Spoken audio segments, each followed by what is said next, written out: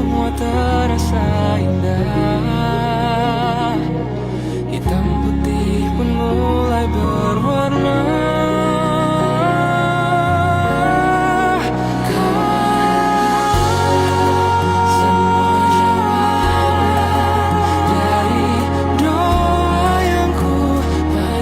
Ini kami distribusikan ke puskesmas yang ada, terutama puskesmas yang terdampak.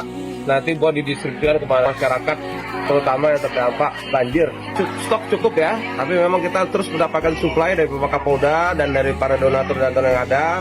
Semoga tidak kekurangan dan nanti terus akan kita datangkan apabila nanti masyarakat membutuhkan kembali.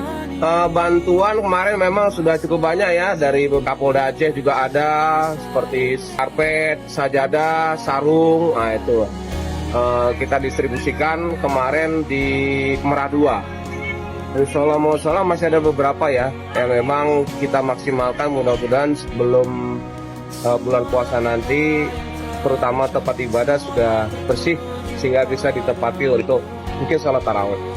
Mungkin besok akan ada penyerahan rumah huntara. Nah, kita maksimalkan sebelum bulan puasa. Pengungsian itu mudah-mudahan sudah tidak ada lagi.